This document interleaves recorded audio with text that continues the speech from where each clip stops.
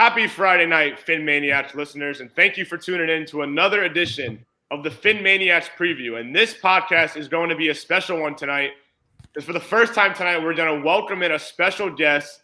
He's not a diehard Dolphins fan, but he's still always a great guy to talk football with. But before we get into it, Brandon Liguori, I'm going to welcome in Matthew Morin, as always.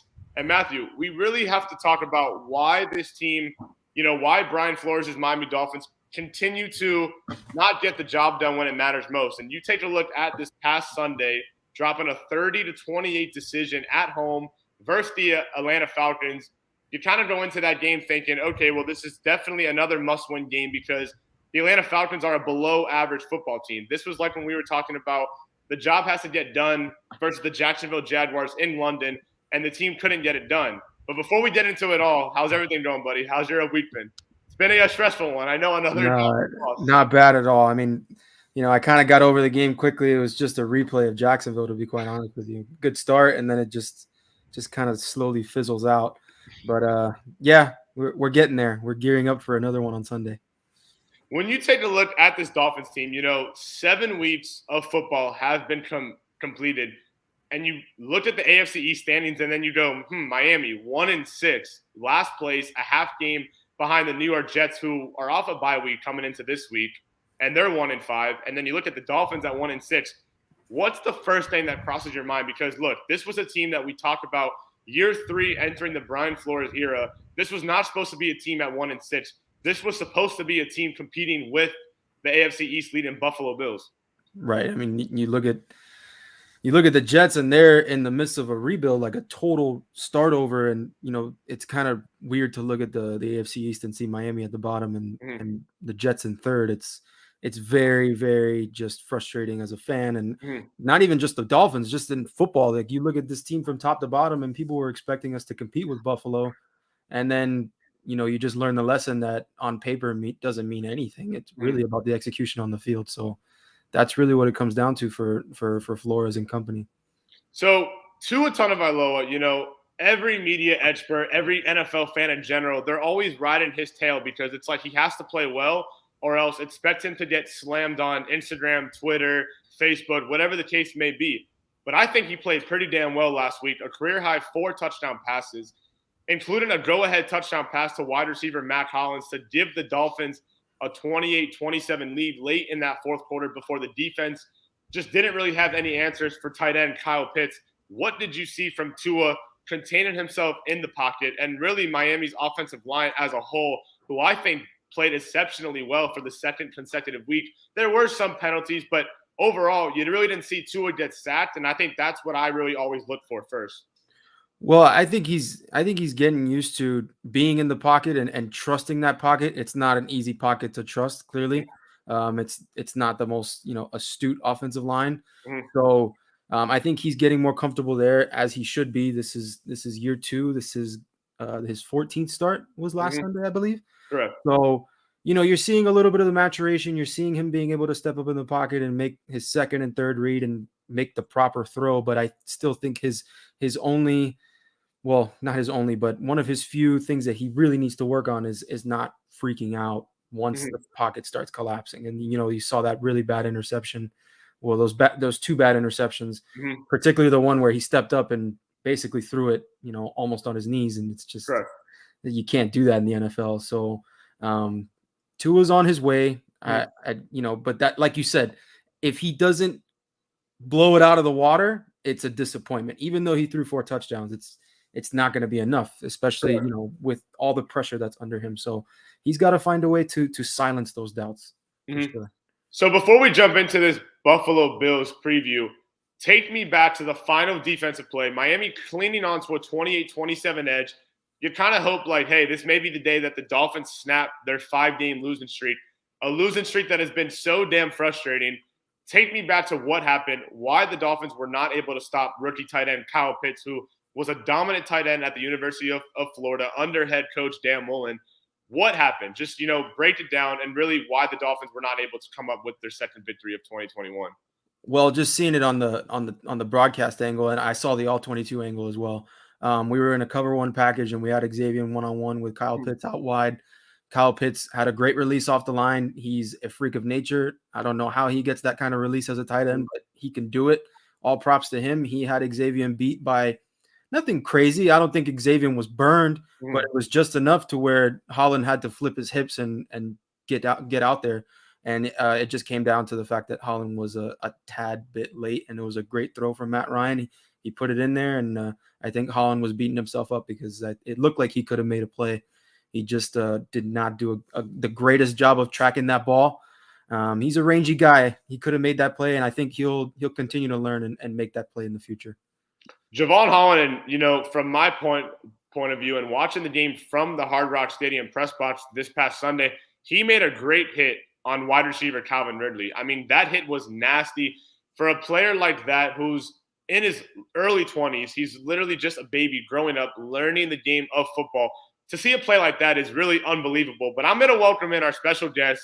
He's not a diehard Miami Dolphins fan. Instead, he's a diehard Buffalo Bills fan. Great times going on in Orchard Park. I'm going to welcome in Drew Deere, who does a wonderful job covering the Buffalo Bills for Rockpile Report. Drew, my man, it's been a long time since me and you have talked. How's everything been, buddy? It's been good. The life with a kid has been wild. The last time we talked, my wife was pregnant. Now I got a kid. He's running around. He's upstairs right now, terrorizing everybody.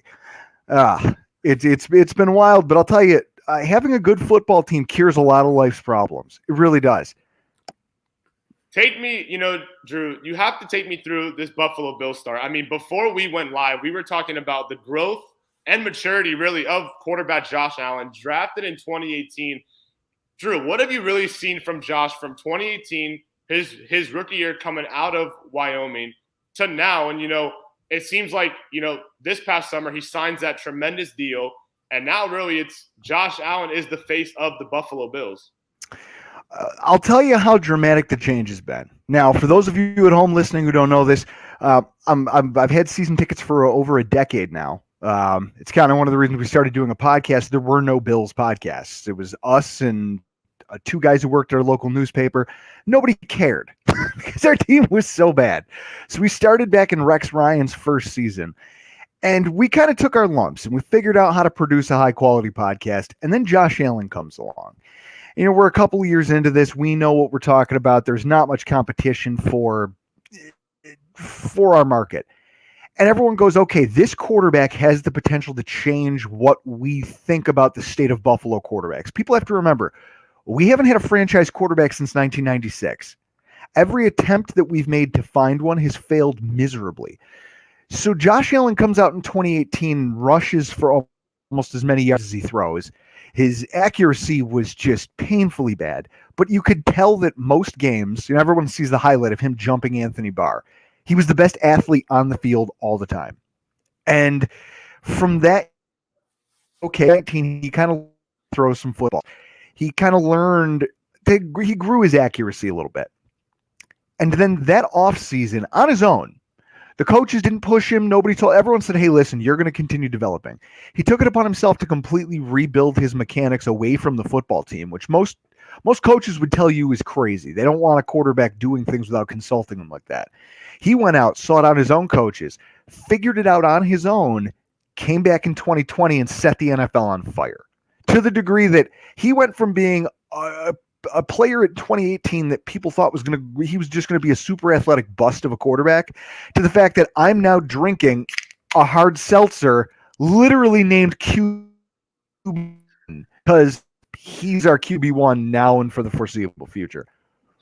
So, Drew, I completely agree with you. And, watching Josh Allen, like, again, we were talking before this podcast went live, I love to watch that Sunday night football game on the road in a hostile environment, a rainy night in Kansas City, and Josh Allen literally makes it look easy. And his connection with wide receiver Stephon Diggs and newly acquired Emmanuel Sanders, I mean, Drew, correct me if I'm wrong, but he makes this look easy week in and week out.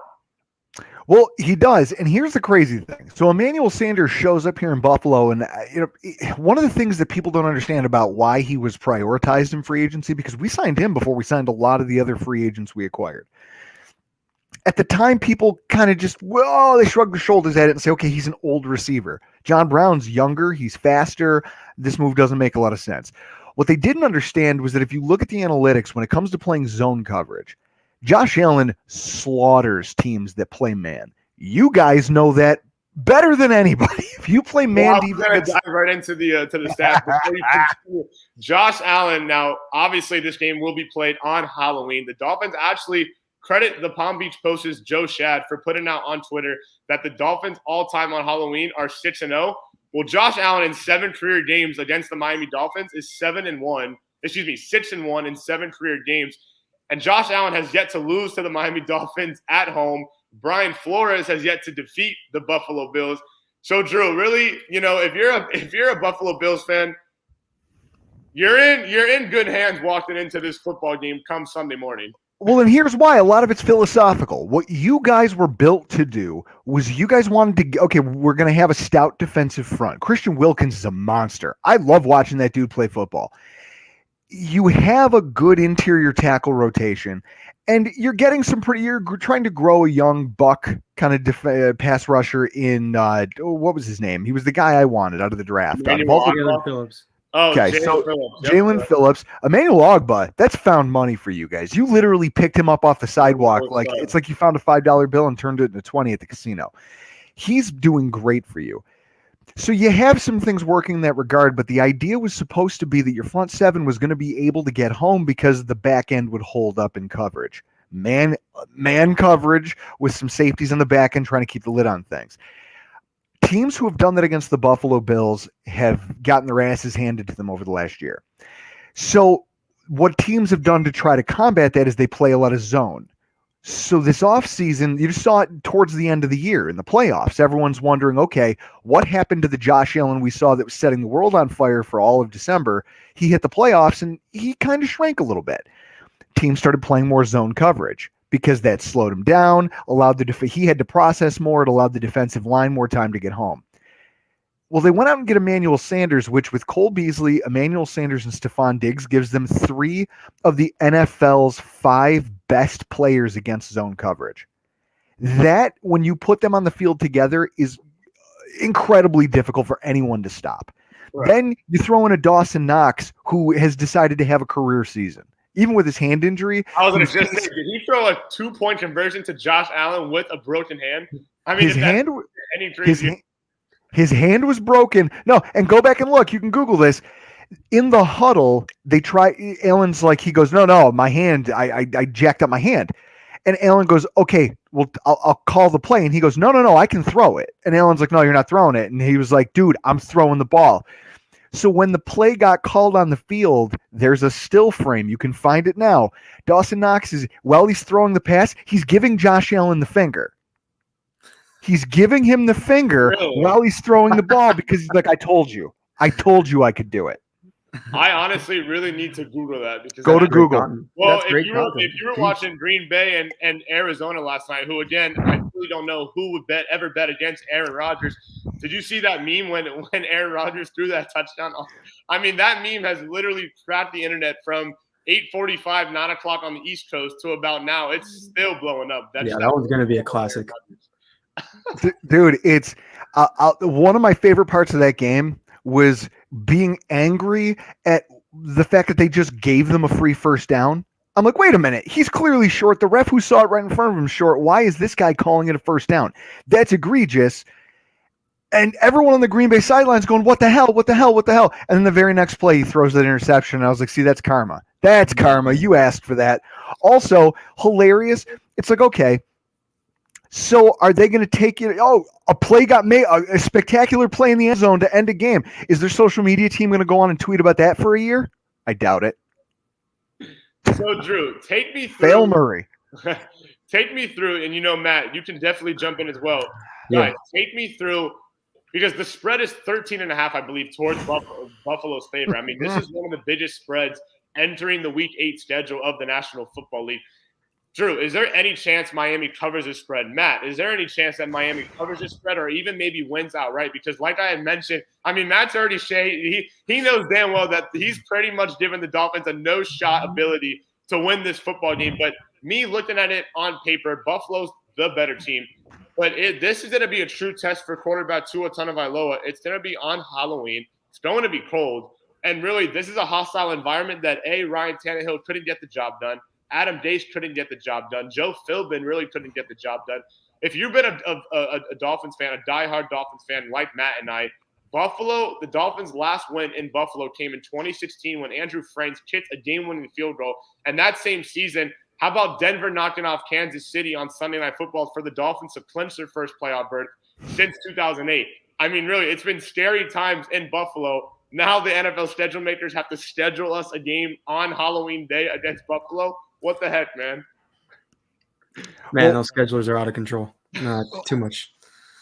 Well, here's what I'll say. When I look at that spread and I see 13.5, I say to myself, first of all, I've seen enough Bills football in my lifetime to know that even when they talk about, oh, you guys are favored by multiple touchdowns, there's a part of me that will walk into that stadium on Sunday thinking about everything that could go wrong. Because I've been conditioned to believe that it will. A couple good seasons isn't enough to fix that. The Steelers game's a perfect example. That's a game where they go, oh, you're a touchdown favorite. How'd that go? It comes down to this concept that a part of me would have liked to have seen this game played last week. And I'll tell you why. You know, we run a podcast every week called the AFC East Roundup. And we have various, podcasters from each fan base. Been waiting to hook up with you guys for a show. We gotta get that together. Yeah. I know El Fartiaga from 3 Yards Per Carry, a bunch of other Dolphins outlets. We've even had Travis Wingfield, the guy from the Dolphins team. He comes on and does our show. So we talk to the other teams in the divisions podcasters about what happens each week and then what's going to happen the next week, just to get a feel for where everyone stands. Last week, I would have thought that coming out of a bye, knowing that the seat's getting hot under Greer, that the seat's getting hot under Flores, that all of this pressure, people are starting to doubt Tua. That was a game where you have to find a way to win. And if you were ever going to do it, it was going to be against an opponent like Atlanta. And to see that one slip through their fingers, it's just, that was the game. Like now, if the Bills were playing you guys off the bye, you guys had a week to prepare, I would be more afraid than I am here today. But knowing that you guys pretty much, that was the game where you were going to have to throw everything you had at him, and you did. I mean, Tua had can you say it's maybe his best game as a Dolphin? 4 touchdowns. I would agree. I mean, the way he was able to, fight back from a double-digit deficit and really look calm and cool. But really what frustrates me, Drew, and, Matt, you can definitely chime in as well on this. Right. It seems like the analytics and the experts, like the Mike Greenbergs, Adam Schefters, and, really just the national network of sports broadcasters, they're waiting for Tua to throw an interception. They're waiting for Tua to fumble because if you speak about it, the Miami's ground game, we have no ground game. I mean, I don't even really look at Miami's ground game because we don't flat out have one, So when Tua throws those 2 picks, you're kind of thinking to yourself, okay, Deshaun Watson is definitely next because here's a conversation that we can get in for another day.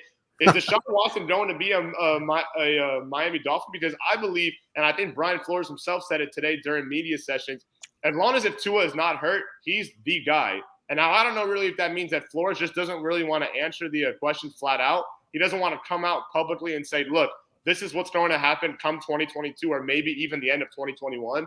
Because Brian Flores knows damn well himself, hey, we should not be 1-6. We should be maybe 6-1 or even 5-2. Well, I'm looking at a comment here. So I'm looking at something here in the comments from Cap for Life. Cap, we're not ignoring you. I see you. I see you out there. So he's absolutely correct. Tua has not lived up to the rest of the draft class. That you can't argue that, right? When you look at what some of these other quarterbacks and then the following year's draft class, what those quarterbacks were able to accomplish. I mean, you look at what's going on around it and you say to yourself, okay, did we draft a bad quarterback? Or did we draft a quarterback and not give him the support system we need? The problem with the Dolphins right now is you guys have this chicken and egg argument going on, and I think it's 6 in one hand, half dozen in the other. The question is, all this draft capital that you guys were getting together, and I think I saw Cap for Life say it in the comments, just more draft picks for us to waste. You got all these assets and you spent them. and you gave him to this, you gave him into this coach, and you thought him and his staff were going to develop into a high quality football team because of them. You're a couple years in, and a lot of those guys don't even look like NFL football players. Now the question is, did Greer make a mistake in evaluating talent? Did Flores make a mistake in not coaching these kids properly, or not adapting what his schemes and his vision for the team were to fit the talent? Or is it a little bit of both? And the lack of synergy these two guys have are literally bringing this team to shambles. I think that's probably your answer. And that sucks, because that's a really hard thing to fix. Because if you fire Flores, but you don't fire Greer, Greer's going to hire another guy. Maybe he goes out and finds somebody whose vision more aligns with the talent that Greer's able to acquire. Maybe you fire both of them and bring in a new GM, but then and you have to hope that guy has a coach in line. I just feel like you guys have created this really untenable situation. And unfortunately, you've got some players who have showed spurts, but have also regressed. I mean, I go back to this. When you guys got beat the way you got beat last year, week 17, a must-win football game in Buffalo, where you knew Buffalo was going to be resting its starters at some point, to get blown out the way that you did, to see guys just putting hands on hips, guys are running past them, that's a problem that speaks to the team has no faith in what they're doing out there. They quit on your coach. And that's a hard thing to come back from. And now you watch, they come back now and you're a 1-6 football team. You're on the ropes. They played an inspired game, but it wasn't good enough against the Falcons. You guys are trying to get your second win. And I'm looking at the statistics right now in front of me. Some of your best players are playing some of their worst football. Xavier Howard is a player who literally used last season to renegotiate his contract, get more money, because he was an all-star. This year, he's allowed the most passing yards on your team. He has 5 touchdowns allowed and 2 interceptions. That's crazy to think that you guys expected him to be a backbone of your team. And he's regressed so painfully. So now you got to go back in and find out what happened. Did the player is this just always who he was and he tricked us into believing he was better? Did we lose enough talent around him to now he can't be supported and he's being exposed? The end of the day, what you've built was a sandcastle, and you did it too close to the water at the beach. It's just, and the problem is, how many more years are you going to give this coach to do it? I mean, I've talked to some Dolphins fans who have said they want and this is crazy, guys who want Miami to lose this game because they feel like it pushes both Greer and Flores one step closer to the door. And there's a part of me, if I'm being completely objective, because I hate the Dolphins, all right, to the point where I'll tell you a little story. 12 years old, I remember Brian Cox coming out of the tunnel with the fingers up. And I'm looking at my dad and I asked the question, can't they arrest him for that? He should be in jail, right? And my dad has to just explain to me, listen, that's free speech. You can do whatever. He has a right to flip us off. And then you guys go on and win the football game.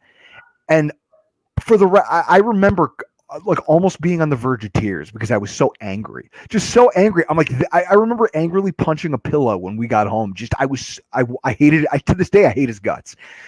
So I'm no Dolphins apologist. I mean, I'll see you guys in hell. But with that said, I feel like the best thing for your franchise really would be a clean start. And I just worry that Stephen Ross wants to win now so badly that he saw this as the rebuild that was going to get it there. And he's going to commit to that regardless of what damage it does to you guys long term.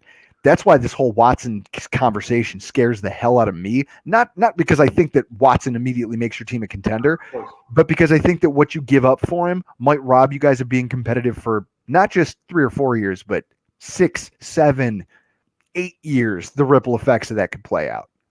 Well, to answer like the main question you had about Miami and whether it's, the talent that we acquired is not good enough, or if Flores didn't develop it right, I will definitely, without a doubt, say it's both. I think that people overplayed Flores into thinking that he was the guy, he was a disciple of Belichick, and he was going to be able to get the Dolphins to play like the Patriots and make that whole new identity and bring that to Miami. And it felt like that the second half of the season last year, but now it's just a completely different feel.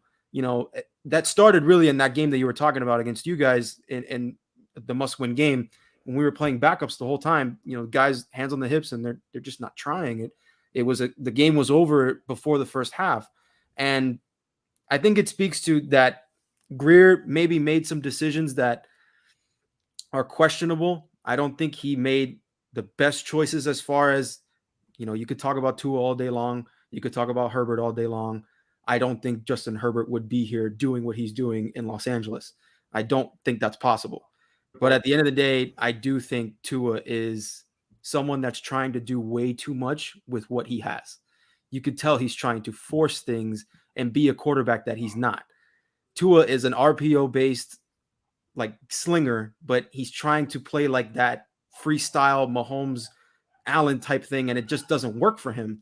And you could tell that he's thinking, well, my defense used to hold up, but now it's not. So he's trying to force things way too much. And and not just that though. There's even more egregious mistakes that I think are a combination of both people. Because here's the thing: you want to talk about Brian Flores? Who's in control here? I assume It's Brian Flores telling the GM what he wants this football team to be. So when you have a player like Kyle Van Noy, who's a borderline Pro Bowler, and then he has a solid season for you guys, and you cut him unceremoniously. Why? Well, because we like Andrew Van Ginkel and we want to give him snaps and we want to do all these things. Okay. Well, then he's not actually seeing that many snaps for you guys. And when he is, he's awful. His coverage grades are some of the worst in your team. He's allowed almost over 100 yards in a backup role. He's given up over 100 yards receiving in a touchdown. You guys, it's like the franchise keeps making moves based on culture to spite itself. And then the question has to be asked, whose culture is this? Well, what is it that you built? Because here's what I saw. Sean McDermott came into this football team when he tried to rebuild the Buffalo Bills. He came in and he took a scalpel to the roster and just said, anybody who's not going to buy in right now, gone. You're gone. Sammy Watkins, you're gone. Marcel Darius, you're gone. We're going to trade away our best cornerback at the time. And everyone says, no, they're tanking. What are you doing? You can't do that. Team makes the playoffs that year. Why? Because they found guys who bought in, but also they kind of set the tone at the beginning, like this is who we're gonna be. And if you don't respect it, trust the process. This stupid phrase that kind of took off here in Buffalo. The thing is that when you look at the person who's implementing it, he comes from the Andy Reid coaching tree. The Andy Reid coaching tree has a long line of successful head coaches. John Harbaugh, there's a litany of them. Who has Bill Belichick ever produced that's been able to be a quality head coach in the NFL? Who knows what it actually is to rebuild the Patriot way? Who really knows what it is to recreate the culture he created? I think the only one that comes close is Vrabel, no, and he hasn't even really done anything of true substance. I mean, he got to the AFC title game, but he couldn't hold the lead. That's it. Lost. And so the question comes down to what qualifications does Flores have to be given a ton of rope here? I think the only thing he ever did have was that second half of the season, and now he's just, for lack of a better phrase, he's just pissed it away. I think that's all gone now. So let me ask you guys this. So we're speaking right now clearly as if the Dolphins are going to get flat out blown out this upcoming Sunday, right? But let's say now the Dolphins pull off a huge upset because this is a 13.5 point, 14-point spread. Like I said, this is probably I haven't really checked every single game spread, but when I do, I believe that the Dolphins spread is the biggest. So let's say Brian Flores' squad pulls out this win. Is this maybe a job-saving win for Brian Flores, for Chris Greer, and even really for some players? Because even Tua himself really doesn't know whether he is going to be a quarterback of this franchise. I say no. Here's a better question, and I want the guys in the chat. I want to hear what you think. Do you guys really want that? Do you really want this staff saved because of one win? I think it delays the inevitable. That's it. You're all you're doing is you're pushing off making a decision. It's like you have a girlfriend at home and she sucks. She's awful. She makes your life miserable, but one night you come home and she makes dinner and it's your favorite thing. She makes you stuffed shells and and you say, okay, Oh, maybe. All right, maybe this will be all right.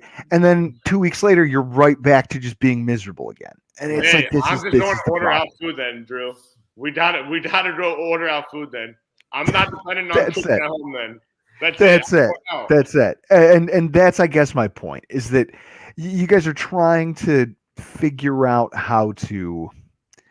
You're trying to figure out how to keep this thing moving, but really that 13-point spread exists for a reason. It exists because your football team hasn't shown any ability to be Correct. highly competitive against good football teams. It also exists because it's kind of what people have come to expect from Miami when it comes to playing in Buffalo, especially when the weather starts to get cold.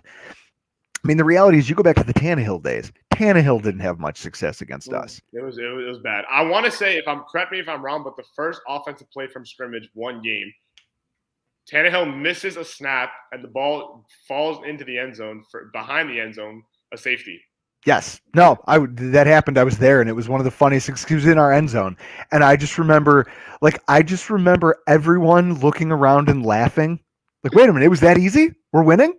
We didn't have to do anything. Well, look, hey, so Matt and Drew. So this is going to be a question for both of you guys. So obviously the Dolphins, they're going to have to figure out a way because how about week 2, our home opener, and we were walking into that football game saying, is this the year where the Dolphins are finally going to keep pace with Josh Allen? Is this going to be the year where the Dolphins are finally going to keep pace with a Sean McDermott-led squad? And here comes Buffalo really whipping Miami's tail, really cutting them in half, defeating them 35-0. So they're going to have to figure out a way to even get in flat-out field goal range, let alone score 6 points. So, Drew, run me through this, and then Matt, run me through this as well. What in the world is Tua going to have to do this run game? And really even you're going to have a healthy Devontae Parker, who really it just seems it's so frustrating because the guy just can't stay healthy, whether it's Adam Gase or really who it is under the helm. Devontae Parker can't stay healthy. Albert Wilson's having a difficult time catching footballs. And Preston Williams really hasn't been the Preston Williams of 2019. Go ahead, Drew. Well, here's one thing I'll say, and it's funny. Your team's beat up. And your team kind of had some injury problems last year, correct? Yeah, for the most part. Offensively, for sure. Yeah, offensively for sure. An issue. Well, yeah. You've got some players who are definitely injury prone. So, signing Will Fuller, that was a great idea. Signing Will Fuller, that'll help the injury count. It's just health. You know what I'm saying? It's just like, you got to have your receiver because, look, let's say, for example, Miami was a playoff team, right? Let's say this was super wild card weekend, and Miami's playing an AFC team, not really the Bills because it's in all likelihood the Bills might have a first-round bye.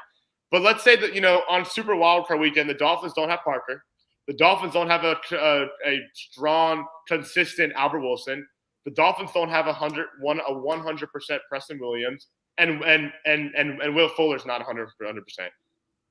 This team's not going to win. I mean, it's really just that simple. The team doesn't have a running game, and then Drew mentioned a point too. It's Xavier Howard who played so damn well last year. Really, yes, he's had 2. It seems like every interception is very eye-opening because he does make those acrobatic-like catches, those circus-like catches. But I really don't see one positive. I mean, hey, Tua's played well. He's also been hurt. Jacoby Brissett sucked during that time that he filled in for Tua's shoes.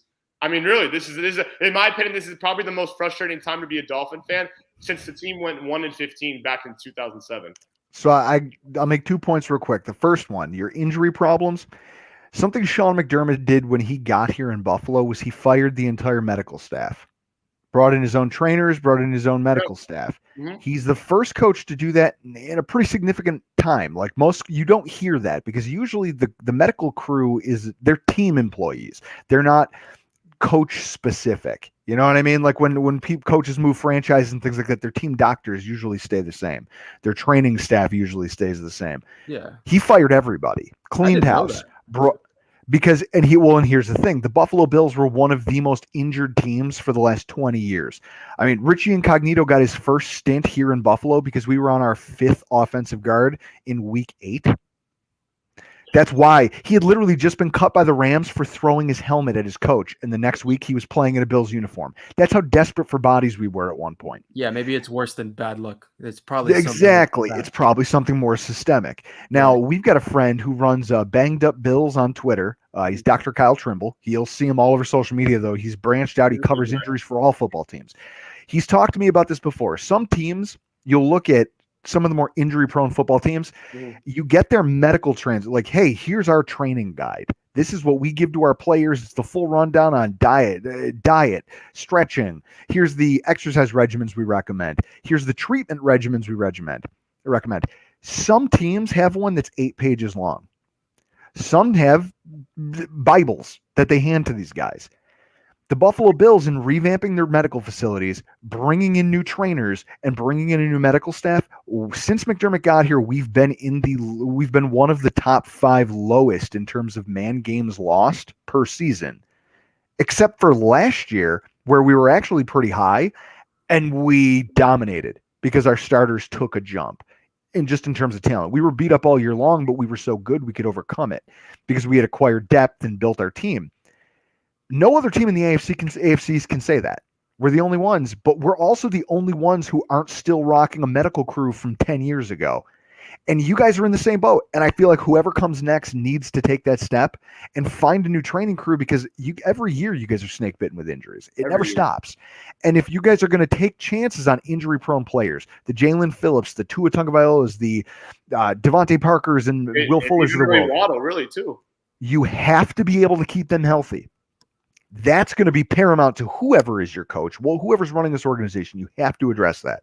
And even if you draft healthy guys, nothing says that they're going to sustain something serious here. And how is a training staff that's been proving to not keep guys healthy, what says that they're going to keep that guy healthy? So it's an incredibly underrated part of what's made Buffalo so great in this division is that we're a very healthy football team. Right. Even the guys who throughout the course of the week are listed as limited or questionable. This year we handed out 5 questionable tags and 4 of those guys played. Like, that's it. I mean, we've ruled some guys out here and there, but no significant injury, like losses for time of significant players. You guys have to get that under control, and I don't think it happens until a new head coach gets hired and forces the front office to make that move. So you have that to contend with. I think this is going to be a narrative for the rest of the season for you guys, unfortunately. And so my second point that leads into it, what kills you guys is that where you're the most beat up right now are the things you need to beat a Buffalo Bills defense like this. On the outside, we're playing incredibly well. They found a perfect way to finally teach these guys how to mix and match zone and man. And that makes them, because before back in 2018, 2019, we were strictly zone. We played a lot of zone to the point where Levi Wallace, our second cornerback, he was so bad at man coverage that we hired a guy off the street to come in and play man coverage anytime we wanted to blitz, which sucked because teams knew it was coming. They're like, oh, Kevin Johnson's over there? Oh, it's definitely a blitz. That sucked. But we've now gotten to the point where Trey White and Wallace and even our depth players are so good at switching between man and zone coverage. You need to have excellent wide receiver play. Right now, for as beat up as you guys are, you don't have that. So what that forces you to do is kind of and it sucks because it's to his strength. You want to know why these games against Buffalo go so poorly? His strength so far in the NFL has been throwing to your tight ends and your running backs.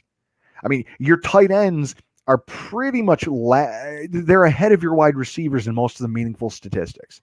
First down, cumulatively, that tight end group might as well be your wide receivers when you look at it statistically and analytically.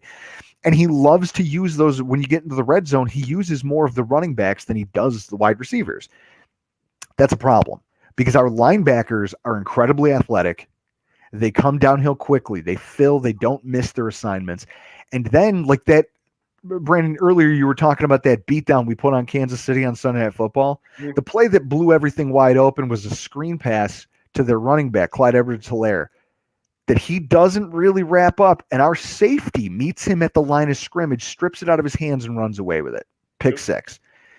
That happens because our safeties crash. They read and react so well, and they crash the line of scrimmage so quickly that if you try a lot of throwing into the flats against this defense, not only will they stop you for a loss, but you're flirting with a lot of dangerous turnovers. And unfortunately, that's the thing that this Miami offense does the best, is you use Gesicki out of the slot, but you're kind of, hey, we're going to throw into the middle of the field. Well, Tremaine Edmonds is huge, and Matt Milano covers tight ends better than most linebackers in the NFL. Our safeties crash downhill and patrol the box better than most. And we take away the flats on you. And that's where all we're doing with Waddle is using him in the flat. We're not. And that's the problem. It's like he's not getting targeted downfield. So he's a screen merchant right now. He's not a wide receiver. You look at Waddle's stats. I believe he has over 300 receiving yards and like 38 catches. But that's what I'm saying. Miami doesn't. The amount of catches is insane, and the yards don't match. It's so weird to look at. But so, I want to ask you quickly, and even Matt too. So being obviously Gregory Rousseau, right? We always talk, Drew mentioned a good point about forcing turnovers. What do you expect to see from Rousseau on that defensive line come this upcoming Sunday, knowing Tua Tagovailoa and really whether he faces right tackle Jesse Davis? Many Dolphins fans don't really like the fact that Jesse Davis is at the right tackle spot. That could be another conversation for another day, but just a quick note, just if you can quickly give me any analytics really on Gregory Rousseau's play, because remember, when I think of Gregory Rousseau, who was a first-round draft pick, that tipped interception against the Chiefs on Sunday Night Football, that was a pretty damn impressive play. Greg Rousseau has been a surprise. He really has been. He's one of those players that when he got drafted, there was a lot of Bills fans who did not want him. And I can understand some of it, because you're talking about a guy who in 2019, he didn't have a lot of tape. He didn't have a ton of things going for him, right? Everyone says, okay, he took a year off. Everyone says, oh, he's only a covered sack guy. He can't do this. He can't. The book on Rousseau was that he wasn't a first round pick because of all the things he couldn't do. But the one thing that people forget is that the Buffalo Bills have made a small fortune for themselves in the market of being the team that says, you just give me a block of clay. They are what your team wanted to be. Greer was just out there getting the most athletic guys he could get and saying, look, we can coach them up. We're actually doing it. You take a Tremaine Edmonds, who everyone goes, well, he's not as smart as Roquan Smith. I watched Roquan Smith's whole career at Alabama. He'll never be able to, or at least at this point in his career, he can't diagnose a defense as quick or an offense as quickly as Roquan Smith does. But he's 6'5", and he runs a 4.48. He has the speed to cover slot receivers, but he's 6'5", 255 pounds. McDermott said, give me that guy. I will teach him how to be a football player. Josh Allen, they said, well, he's way under practiced. He's as raw as raw can be. They said, give me that block of clay and I will carve you a football player out of it. That's what they've done with Gregory Rousseau. They've taken him, and as a guy who was supposed to be used just on passing downs, that he was just supposed to be a pass rush specialist in his first year, he's incredibly stout against the run. Like, when you think about, you can go on Pro Football Focus and look at the analytics, and it doesn't do justice what the eye test tells you, because when you watch Rousseau play, he's so big. He's so big. His wingspan is massive. Ridiculous. And so what happens is that he's difficult for offensive tackles to get inside on, because he's already got it's like a boxing match. He's already got the reach on you. And he has the Kansas City. You talk about that interception against Kansas City. That's a product of a quarterback who grossly underestimated the wingspan and the range on that kid. Because when you're a quarterback, you're used to seeing your throwing lanes, right? You know how the offensive line is going to spread the guys out, and hopefully they're keeping you protected. And if you're in the pocket, you've come to practice with them and drill, and you know where your throwing lanes are going to be for the given play. He saw Greg Rousseau and said, you know what? Still going to throw. I see my in the flat, and I see my guy in the flat, and I think I'm talented enough that I can just adjust my throw a little bit, and I can get it over the top of this guy. Rousseau's length makes him a problem because it shrinks those throwing windows. Mahomes was so desperate to make a play, he challenged it anyway, and he ended up paying for it. He's done that to a lot of quarterbacks. I've watched, when you watch, not just like I'm watching the game on TV, but also when you'll see it in the stadium, whatever side of the field he's on, you'll watch a quarterback turn his way and then look the other way, because they see all of a sudden this guy, when he realizes, hey, I'm not going to get home, they've taught him, get your hands up, get in the way. You've watched quarterbacks have to pump fake and then realize I can't throw over here. It's not safe. Turn, and now there's pressure. Now the play's falling apart. now your quarterback has to scramble. You chase him out of the pocket. So his impact on the game is so much bigger than just what you see in the box score. He's getting a decent amount of pressure, but he himself, just based on his sheer size and his motor, he's a problem all game long. And it's a real credit to our front office. They identified that because they said they wanted to swing for the fences in this draft and that our first pick was going to be for next year. They took Rousseau assuming he would need a redshirt year. And instead, he's blown the doors off everybody, including the coaching staff. I'm not surprised. I don't know how much film you watched on him, Drew, at Miami. I'm a Miami fan, so I can, which is not like the best thing in the world, but I can speak on this. Rousseau is a guy that can rush on every down, and he's always played the run game well. He had a bad pro day, and everyone was like, Jalen's the better guy. He's the more athletic guy because he ran that I think Jalen ran a 4.4 in the 40, and everyone went crazy. Yeah. And I kept saying to myself, okay, if Miami takes Jalen, I'm not gonna be mad because Jalen's a great defensive end in himself. But I saw Rousseau in 2019, the one year that he had those crazy numbers with all the sacks, and he was just all over the place. He had that one day at FSU where he just he lined up on every spot in the defensive line and destroyed Florida State all day long. Just did whatever he wanted. He was just a man amongst boys. When I saw Buffalo take him, I just cringed because I'm like, this guy is going to terrorize whatever quarterback I have for the next 10 years because he's so rangy and his first step is insane. When we recruited him in Miami, he was like this. He was a stick, and Miami developed him, and then he turned into this monster. And I just told myself that year in 2019, I was like, whoever drafts that kid, he's a first rounder for sure. Whoever gets him, they're getting a Pro Bowler at least. Well, so I'm not surprised by any of it. Well, and we're happy for it because last year we spent a lot of money on the defensive line, and we were one of the worst pass rush teams by pressure percentage in the entire NFL. We were old and expensive. It's a nightmare scenario to be in for a defensive line. So in one offseason, the team said, look, we're going to go young. We're going to look in the draft. We're going to double dip on defensive ends because next year, a lot of these veteran guys are going to be gone. But then out of training camp, they saw that these young kids were so far along. They said, you know what we're going to do? We're going to we just drafted two defensive ends. There has never been a season before where we carried more than 5. So when it came to roster cutdowns, we said, okay, all these veteran guys are gone. They carried 9 defensive linemen or 9 defensive ends into the season.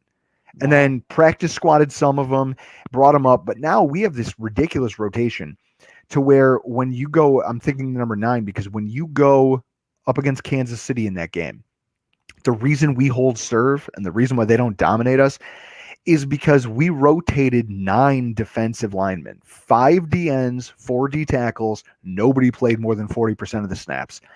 We stayed fresh all game. Just stayed on their ass. In a position where you have to be explosive all the time. And you see the difference in that one roster decision, that one draft decision, that one way that they wanted to rebuild this team. It took what was a decent defense in 2019 and a kind of underwhelming defense in 2020 and vaulted them into one of the best defenses in football. Because now that your D-line is so strong, your linebackers are starting to flash more. Your safeties can flash more. Your cornerbacks are making plays on the ball in the open field. Everything goes from the defensive line out. And I feel like you guys had the opportunity, you guys had the mindset to do that, and it was just poorly constructed. Or, either poorly constructed or you got the wrong guys. Either way, it didn't work, but you bet all your horses on that. And that's why the Miami defense is what it is at this point. And that's one of the big reasons why I really think this Sunday it's going to come down to just a couple things. Before I get out of here, I just want to leave you with this. The matchups in this game are really going to come down to whether or not your linebackers can hold serve in the middle of the field. It's one of the places where Josh Allen attacks the best. He's 19 of 24 for 319 and 3 touchdowns and a 158 grade over at PFF when he throws at linebackers. Your linebackers haven't been great in coverage, but it's like I just said, our linebackers last year overwhelming. People talked about Tremaine Edmonds was overdrafted, Matt Milano was overrated, all of these things that you don't hear anymore because our defensive line is doing their job, and now those guys are starting to flash. I think that if your D-line could play as a unit, it could keep those guys a little cleaner and you wouldn't see some of that, but unfortunately, I don't see that materializing in a single week. And then I think the biggest issue for you guys is not only just the health of your overall team, the secondary, the wide receivers, versus our relative. I mean, all of our big guns are healthy and ready to go, but it's also just your scheme. You guys are going to try to you guys are just going to man up against us. It's not going to end well. And if you guys are using a banged up secondary to try to play zone, that's not going to end well. You guys just don't have the horses in this one. And that's ultimately why, if you guys can keep it, I'm willing to say this, if you guys can keep it to within, I don't know, let's say this. If you guys can keep it to within a single touchdown, Brandon, one of the things, a staple of our Rock Pile Report podcast, I don't like to bet money, right? Because money, that's easy. It comes and it goes. I like to bet shame. One of the things we do is we make Seagram's bets. And if you lose, you have to chug a Seagram's Escapes wine cooler. It's one of the things we've been doing for years. I'm pretty sure I'm going to be diabetic soon because I've lost my fair share of them. I will bet you a Seagram's. You come on our AFC East Roundup podcast next week and talk about this game with us. I will bet you a Seagram's that the Dolphins can't keep it within 7. I'll give you 6.5. I'll give you 6.5. We're not taking that. I mean, hey, the only chance they have at that is if they honestly just win the game outright. I don't see them covering. I mean, there's a possibility, a legitimate possibility that they cover maybe that close to 2 touchdown spread. But if it gets down to single digits, I mean, the Dolphins would just have to flat out win outright. I don't see.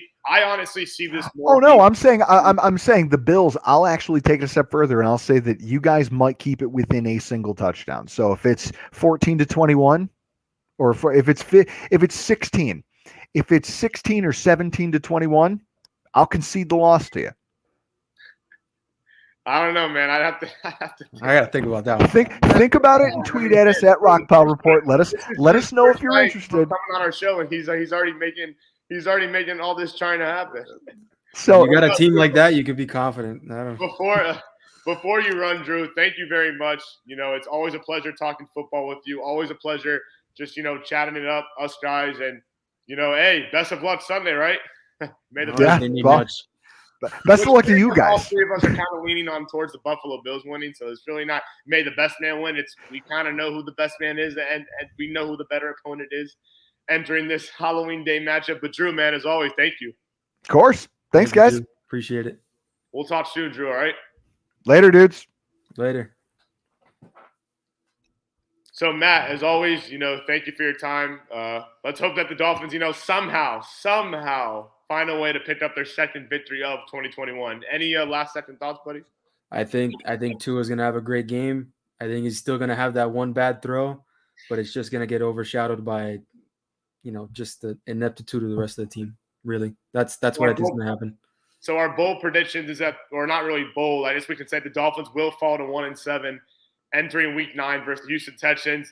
This has been the PhinManiacs preview. I know it was a long one. We're at 53 minutes, but hey, it was a fun one. Thank you, Drew, again. Be sure to follow Matthew Morin on Twitter. Be sure to follow myself on Twitter. Be sure to continue checking out our work on PhinManiacs.com. We appreciate the love. We appreciate the support. And we really do appreciate the negative comments because it only betters ourselves. So for Brandon Liguori, Matthew Morin, this has been the PhinManiacs preview. Have a wonderful weekend. And everybody out there, enjoy your football Sunday as well. Take care and good night, folks.